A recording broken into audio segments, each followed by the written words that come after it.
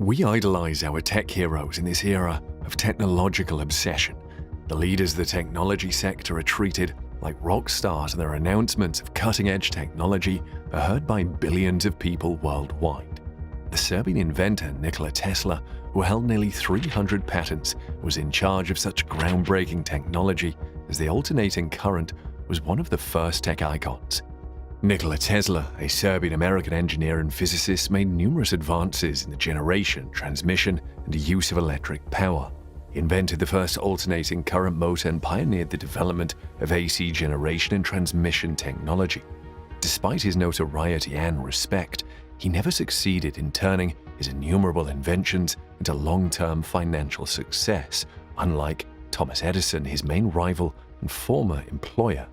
In this video, we'll tell you about Nikola Tesla's last message and his prediction to future generations revealed in old documents. On July 10, 1856, Tesla was born in the Croatian town of Smiljan. He arrived in the midst of a lightning strike.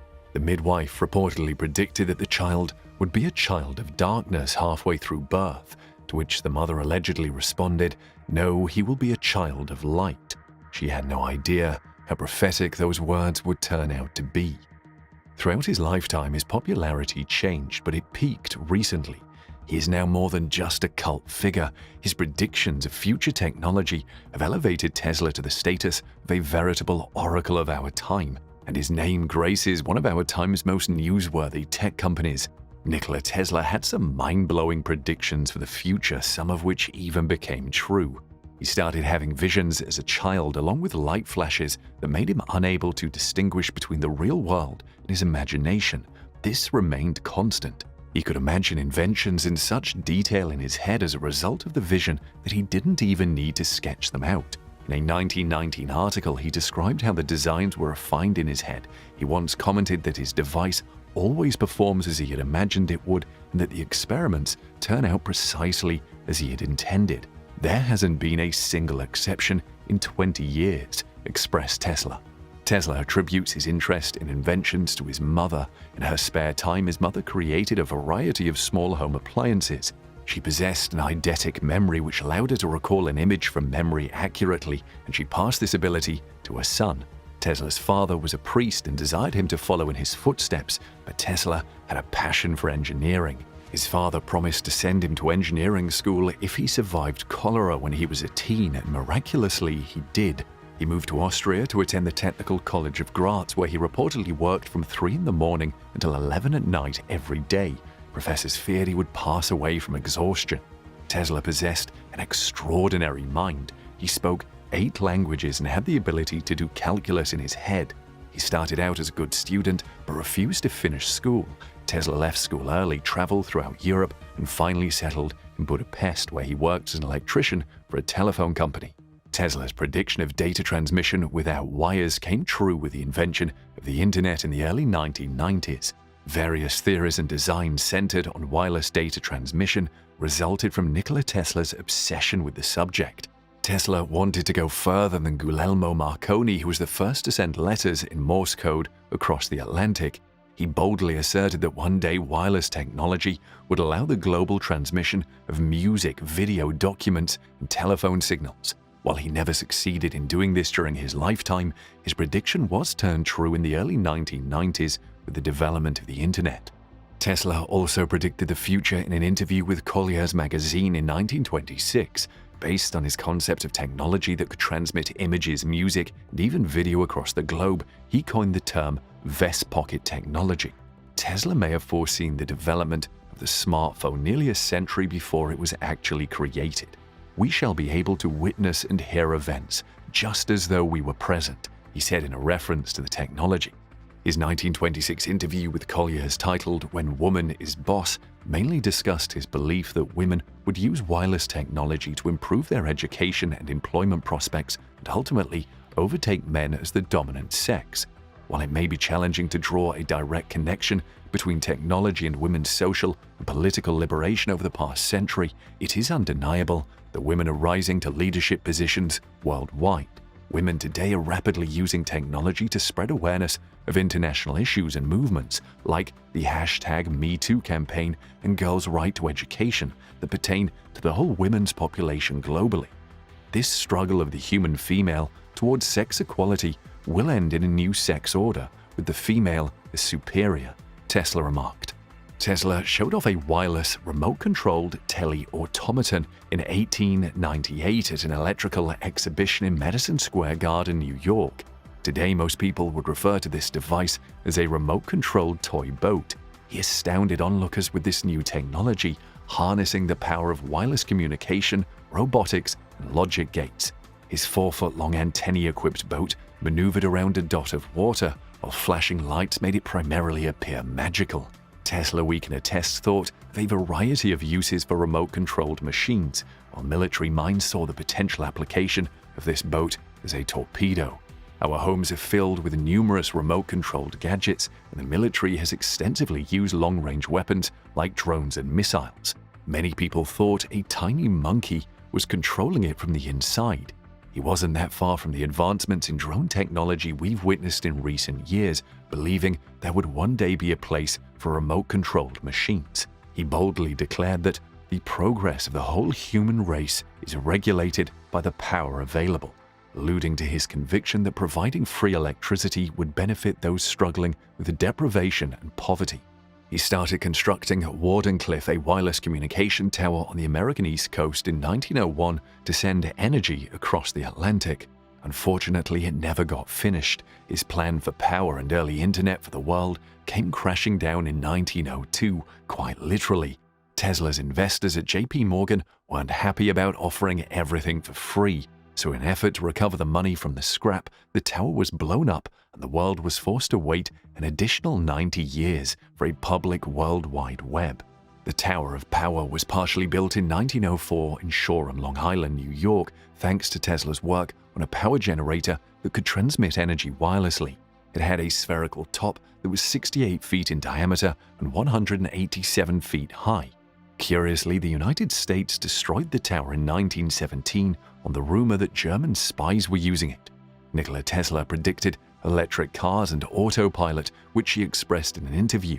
As early as 1898, I proposed to representatives of a large manufacturing concern the construction and public exhibition of an automobile carriage which, left to itself, would perform a great variety of operations involving something akin to judgment. Tesla envisioned planes that need no fuel. This concept stems from the capability of long-distance energy transmission without wires. He explained that the propulsion of flying machines which won't require any fuel and won't be constrained by the same rules that currently apply to airplanes and airships will likely prove to be the most valuable use of wireless energy. He articulated that people would be able to ride from New York to Europe in a few hours. Tesla thought that international borders would be largely eliminated, which would be a significant step toward the unification and peaceful coexistence of the various races that inhabit the world. According to him, wireless would not only make it possible for a region to receive energy even if it's inaccessible, but it will also be politically influential by bringing together different national interests and fostering understanding rather than nurturing conflict. In the latter years of his life, Tesla worked on a particle beam weapon that he believed would put an end to all wars. It would be so strong that it could easily take out anything the enemy threw at you, even from a great distance away. War would be pointless if such a weapon existed in every nation.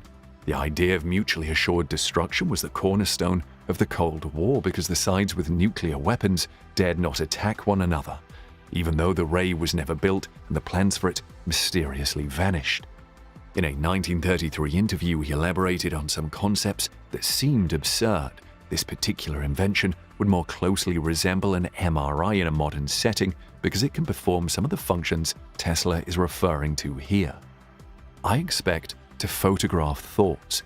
In 1893, while engaged in certain investigations, I became convinced that a definite image formed in thought must, by reflex action, produce a corresponding image on the retina, which might be read by a suitable apparatus. Now, if it be true that a thought reflects on an image on the retina, it is a mere question of illuminating the same property and taking photographs, and then using the ordinary methods which are available to project the image on a screen. If this can be done successfully, then the objects imagined by a person would be clearly reflected on the screen as they are formed, and in this way, every thought of the individual could be read.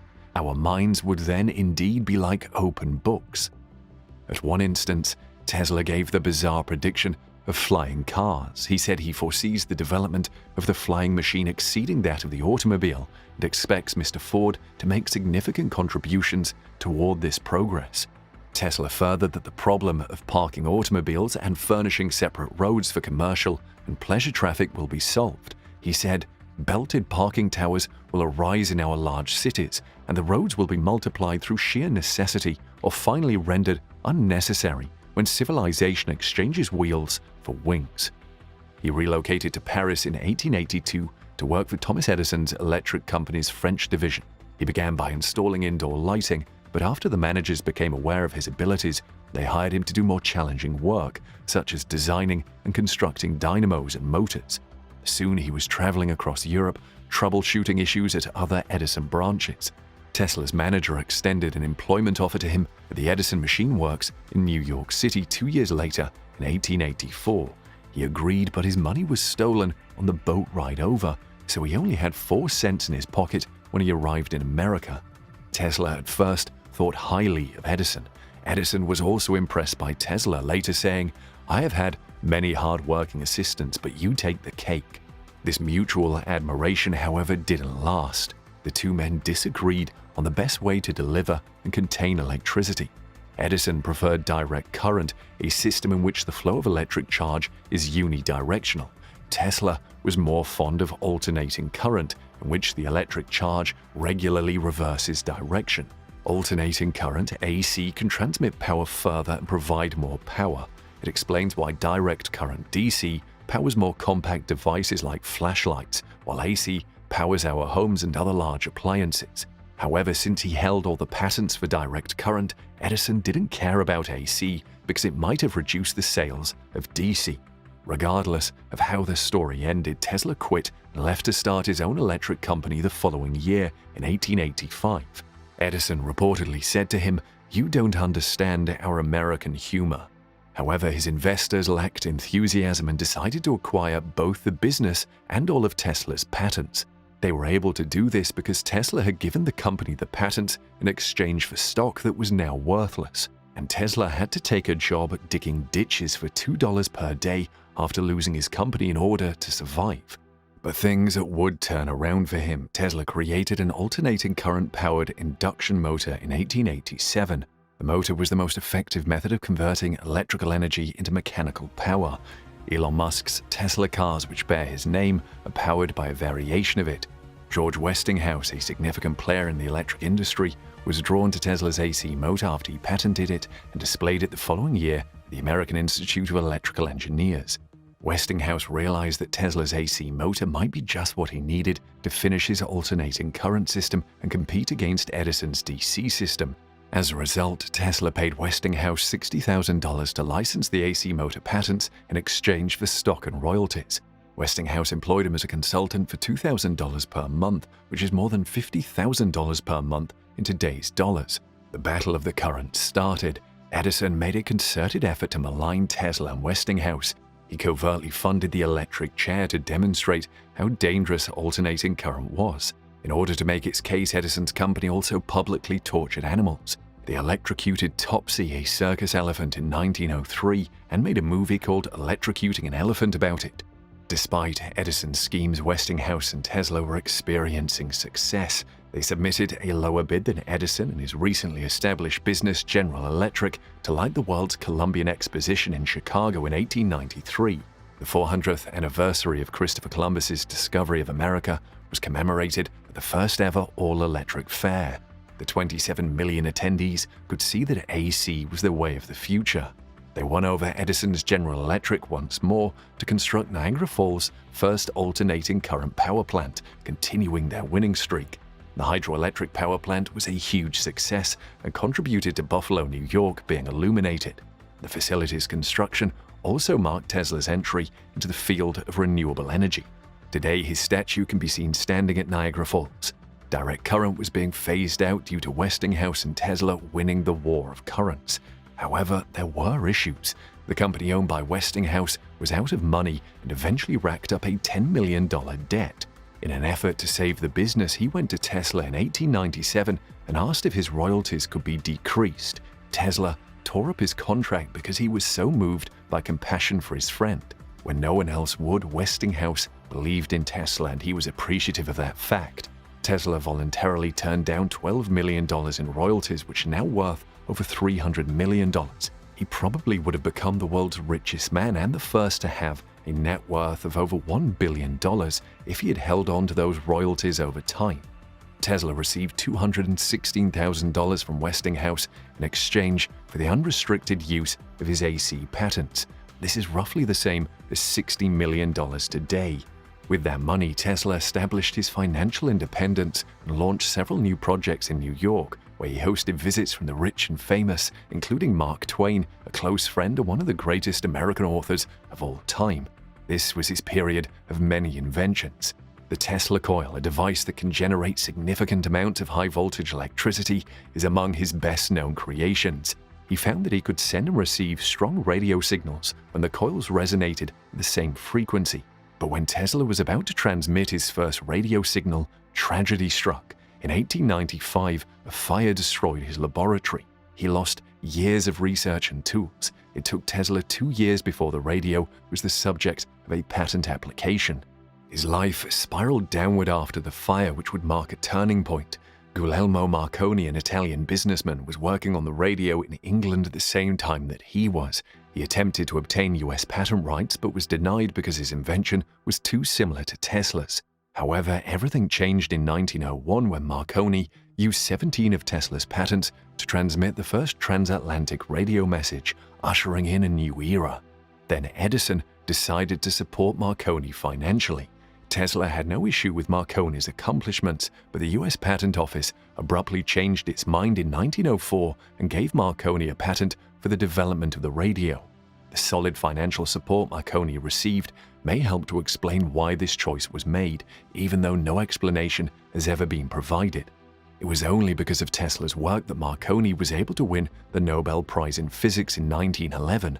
Furious, Tesla filed a lawsuit against Marconi. Years of court proceedings resulted in a settlement in Tesla's favor that was only reached after his passing.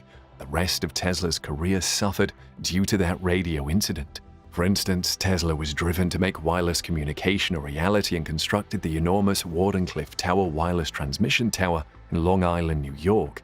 He pictured a world in which we could communicate wirelessly. However, many of his inventions were impossible to construct. Those comprised the wireless transmission of electricity, the thought camera, and the death ray. He also wanted to make an earthquake machine that could create artificial earthquakes. Scientists could have used it to find essential minerals inside the earth. Once more, he was far ahead of his time. Financial backers, however, lacked sufficient confidence in his project. Instead, they withdrew and bet on Marconi's radio invention. Tesla was left bankrupt as a result. In 1905, he was forced to give up on his visionary project and eventually lost Wardenclyffe Tower to foreclosure. Tesla's mental state deteriorated. Beginning in 1933, he spent his final 10 years in the New Yorker Hotel. He was a consultant for Westinghouse Corporation, which also paid for his lodging. Despite living rent-free, he passed away in debt. Despite all the struggles he fought against his entire life and the accomplishments he achieved, Tesla's last message to his mother were rather grim and sorrowful. Part of his letter from 1892 reads, "My dear mother, I feel sad and dreary when I think of you. I don't know how, but I feel that you are not well. I wish I could be beside you now, mother, to bring you a glass of water. All these years that I had spent in the service of mankind brought me nothing but insults and humiliation. This morning I woke up early, just before dawn, because I had heard something that I'd been hearing through my dreams for quite some time now. I heard this voice that sang some beautiful chant, lament, or even prayer in Moorish. When I came to my senses, I realized this voice came from everywhere, and it was impossible to determine whether it was from within. I am afraid of losing my mind. I cannot confide this to Dr. Lionel because I don't trust him anymore. I heard that he visited Mr. Edison 2 weeks ago." Another letter he wrote after his mother passed away just days after said, This letter will never get to you, Mother. I don't know why I write it to you when you cannot read it. Rest in peace, Mother, and please forgive me for choosing paths that led me away from you. I cannot even be there for your funeral. I read the telegram that informed me of your death and despise people who weren't ready to understand 2 years ago that electricity can be transferred without wires. Now they have seen it, but they won't use it for centuries to come because someone burned my downtown laboratory to the ground with all my formulas and writings in it. They suspect of Mr. Edison. I became so indifferent I cannot even recognize myself. I would maybe feel sad before, but not anymore, because I am now sure that someone is keeping my patents under control, that my discovery isn't mine at all, and finally that mankind was not ready for it. I know that someone is overseeing everything and has a plan of their own, which is probably why I am indifferent. A maid at the New Yorker hotel entered room 3327 on January the 7th, 1943, and discovered the body of an 86-year-old man who had spent the last 10 years living there. Tesla passed away broke and alone. Warm milk and crackers were his only food. He was devoted to feeding pigeons outside. One of history's greatest inventors vanished into obscurity and passed away without a penny in his pocket. One might think Tesla died penniless because he was severely unlucky at times. However, the actual reason is quite different. Tesla was not a capitalist, which is the main explanation. Tesla made choices that people with greater business sense would not have made, like giving up his AC motor royalty payments. Money wasn't a concern for him. He was worried about the advancement of humanity through science. But Tesla succeeded in changing the world as he hoped. People are beginning to learn more about the man who served as the inspiration for Elon Musk's business, a man whose inventions would power the entire planet, in part because of Musk's business. Tesla is responsible for the way that modern society runs today. It was accurate for Tesla's mother to refer to him as a child of light.